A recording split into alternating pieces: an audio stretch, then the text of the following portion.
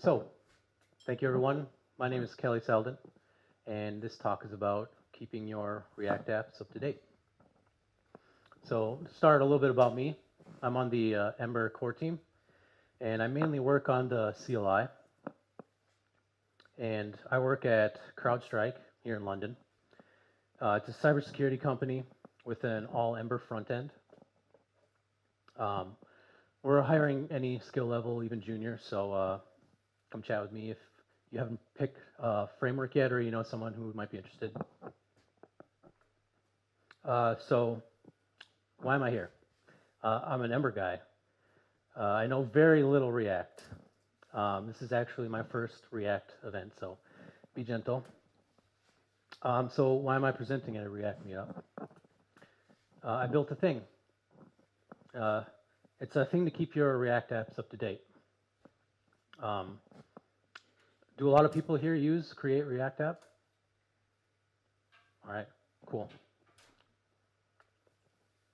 All right, so we start this journey with Ember CLI.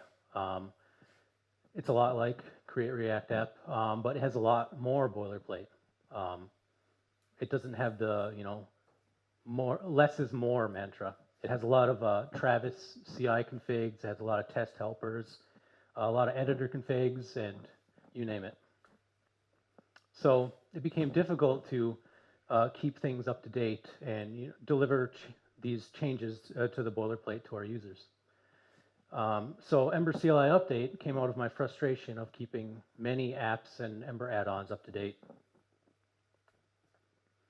So we fast forward to recently where, Ember CLI update's doing its job, it's working well for the community, but I was looking for an opportunity to branch out of my Ember bubble and start talking at different conferences. And so I was thinking about that updater I built, and when I came to think of it, it doesn't actually have that much Ember specific code in it. It's maybe a lot of Git magic. So I went out to port it to Create React App.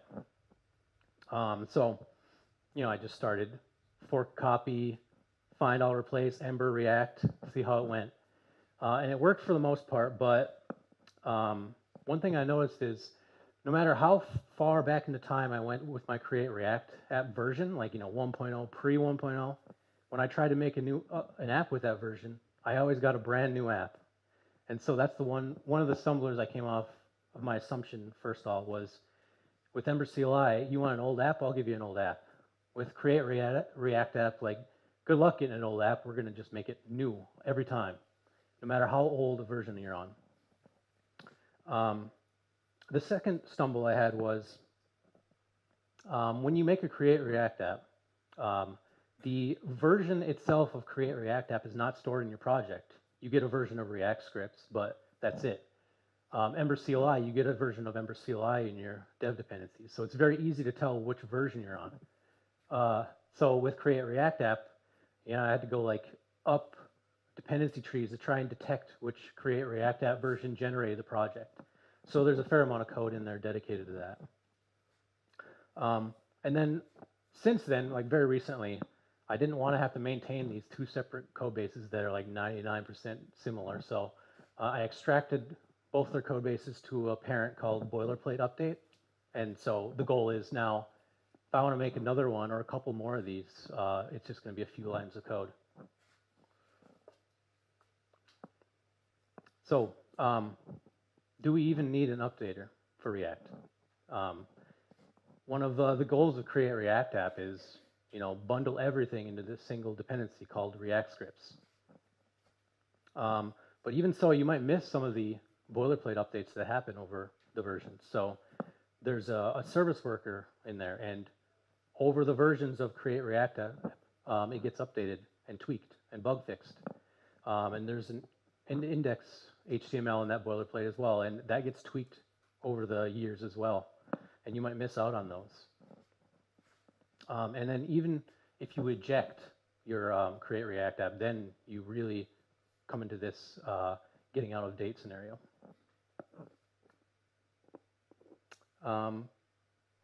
So at this point, I'm just curious,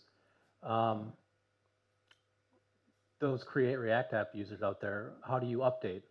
Is it Like maybe just not or something. Like, is it just an update of create React's, React scripts and maybe React and React DOM? You just tick those versions and call it good usually. Yeah. Or do you like actually try and figure out what other files changed in create React app, or you just call it good? And has anyone run the injection process of create React app? Yeah. Do you just maintain your own copy now and just like forever you're forked from the main, or do you try and get new changes to those ejections? I think I've done it once and then I thought never again. Okay, perfect. I wrote this for you. Oh yeah, so yeah, it's just bullet points, automated updates, conflict resolution, run some code mods, and then a few more things. Here's just like taken verbatim from the README. Here's how you install it. If you want to run it globally and have a copy around all the time, you also get the shortened alias. But you can run it on the fly too if you want with NPX. Anyone here don't know what NPX is? Okay, I won't explain it. Two main commands, and the reason there's two and not one is because the updating process can give you git conflicts, and you'll notice them maybe with like less than head files in your little sections in your code, and that's what a git conflict looks like. And what the code mods do is they parse JavaScript, so they of course cannot deal with that code, so it has to be kind of broken into two steps. All right, demo time. Wish me luck. Okay. All right, I tried to scale it up so that people in the back can read it, so I apologize if it's a little small. But let's hope the Wi-Fi is gentle. Oh, typo. All right, so this takes a while, so I'm going to run it and then start explaining things. So here we are. My initial commit in this demo is a brand new Create React app as of like a couple years ago. This is all the boilerplate that comes with it. And if you imagine, this is a perfect update. I basically didn't change the default that came with it, and I just went through an update. So this is the kind of things that you'll get with an update of Create React app. This is what newer stuff looks like compared to the older stuff. And then this demo would be very boring if I just did a fresh app upgrade. So I'm adding things to trip up my updater. So this is what you might do in your app. You're going to add your own git ignore lines up at the top. In my package.json, I've added some more dependencies. I've got GraphQL in there. I've got Sass in there. My README, I've added some badges to the top. And then in my index.html, I've added some. Oh, it finished and took me over there. Let's go back over here. And in my index, I added some more meta tags. And then I'm going to go over here, and it's a bit verbose right now, but this is just telling me I had your git apply had some conflicts. And so what it did was it generated two brand new apps, one for your old version and one for the latest version on NPM. And then since my app was ejected, it takes these two fresh apps and it goes through the ejection process with them too. And then yarn installs again. So you got 4 yarn installs going, so it takes a little bit. And then here we are with an update. And so let's go through some of the easy ones first. So here's our git ignore. We've got all the boilerplate updates over the time. And you'll see that it retained our changes here. We'll go into the package.json as well. You get all the updates that happened, React 15 to 16. And our dependencies are down here. And so what happened was in Create React app, they decided to switch everything from dev dependencies over to dependencies. And so it took all of it with it, but you still had some in dev depth, so it retained them down here. Let's go up to some more difficult stuff. So here we got a conflict. And so right here up where we added our badges was right in the middle of a rewrite of the README. So right here is what Git can't figure out what to do, so you get a conflict for you to resolve yourself. And then also in our index HTML, similar. We have our meta tags we added up here. We have the official blueprints, or sorry, boilerplate was updated right here. The meta tags changed around, and it was right smack in our section, so we have a conflict right here. But the rest of the file got the changes. All right, that was the update process. Let's do some resetting. And we're going to go back over to another demo I have set up for the code mods. Reset hard, everybody's favorite tool. Okay, and now I've put some very simple code in here just to trigger my code mods. So let's go run the code mods.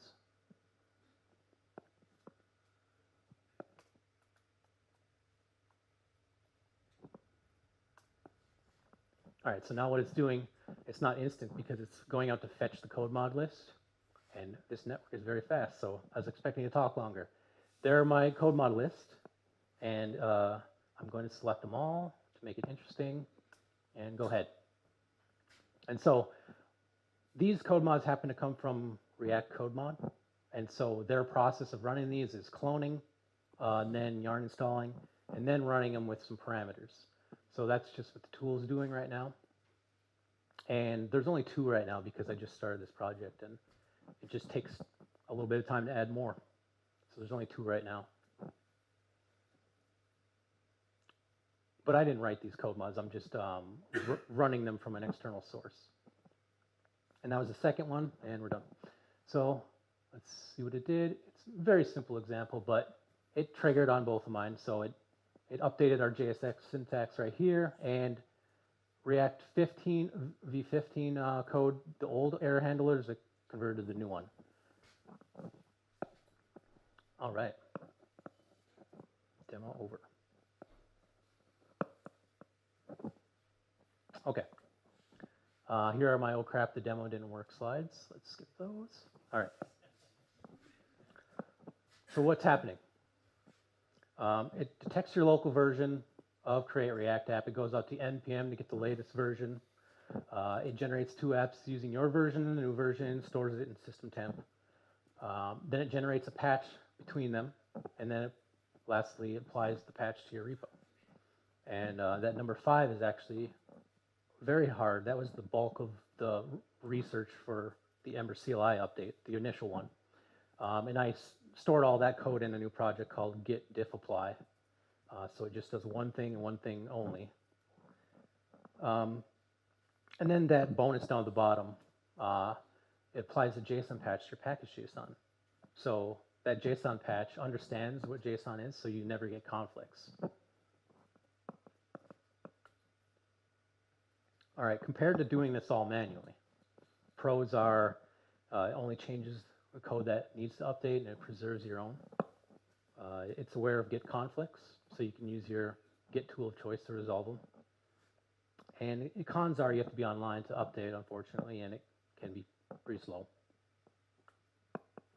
All right, if you're going through the normal update process and you just updated, before you get into code mods, you'd want to resolve any conflicts, of course, because you can't have any of those conflicts in there for the JS parsers. And you would fix any broken tests, because after your code mods run, if you have bugs, then you won't know if it was the update or the code mod process, so it's good to separate it. And then the same reason for the commit. It's good to separate the steps so it's less confusing. And then we saw this a little earlier, the run code mods and the output. And so I would say that it's a little smarter than just running a list of code mods. It uses your project type, whether it's regular or ejected.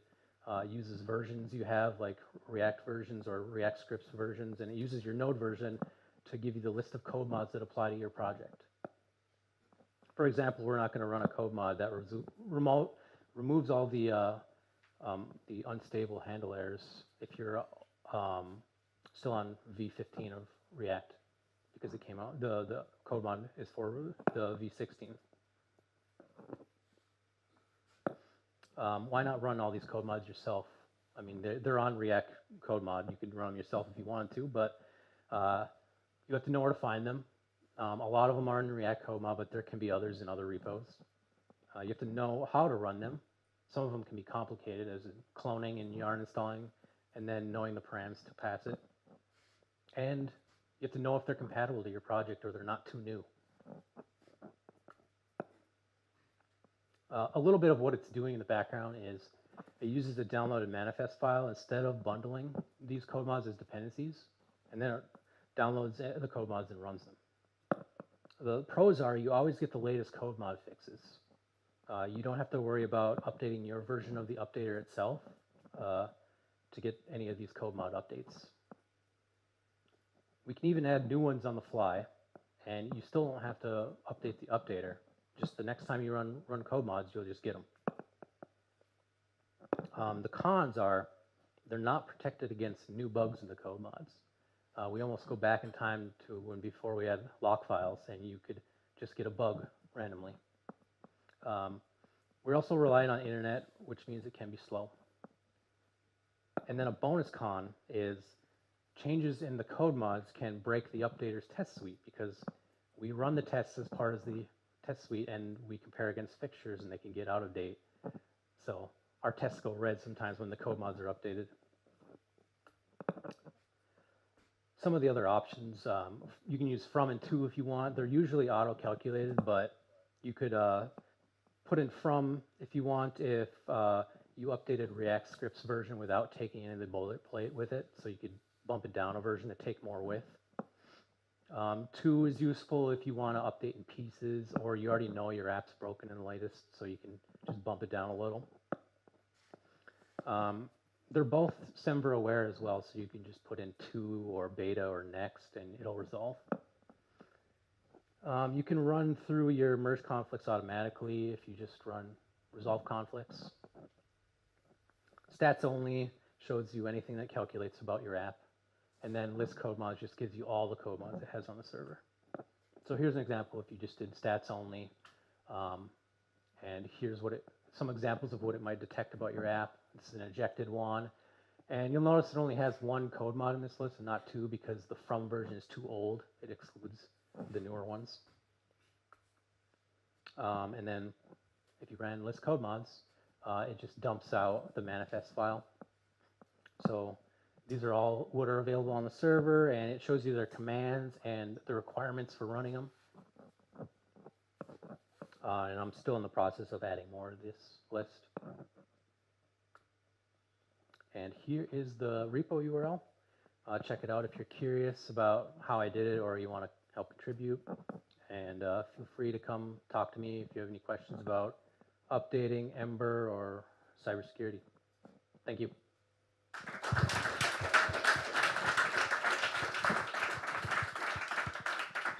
Thank you. Do we have any questions?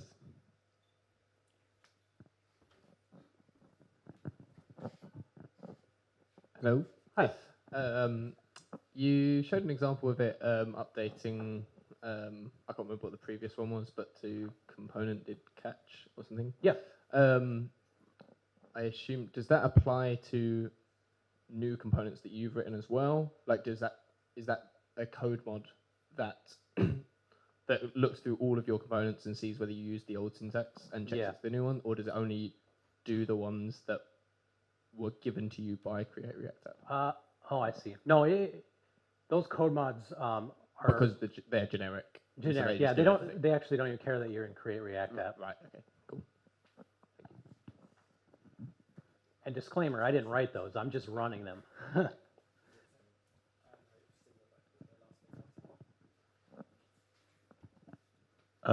You're saying that the cons were it being slow and requiring the internet. Yeah. Have you tried hooking that sort of thing up to something like Greenkeeper or Renovate? So that like a Greenkeeper would have like a something that just like a triggers hook that triggers it automatically when it detects that it's out of date. I've thought about that. It would make, like a lot of my tasks easier, but like when you get a conflict, I don't know how you would automate that away. It's almost like it would be a job to generate some conflicts for you. And I don't know if Dreamkeeper has hooks. I have no idea, but it's something that could be improved on, I think. This is not like the end all be all. This is just a stepping stone, a little minor improvement I discovered, I guess. Cool. Does anyone else have any more questions? P.S. Welcome to the React community. Thank you. I hope that you share more in the future as well. All right. Yeah. And I hope that anyone in this room will maybe talk at Ember events. Are there Ember events in yeah. London? Yeah, cool. Love to have you. Cool. So, shall we wrap it up there? Give another round of applause. Thank you.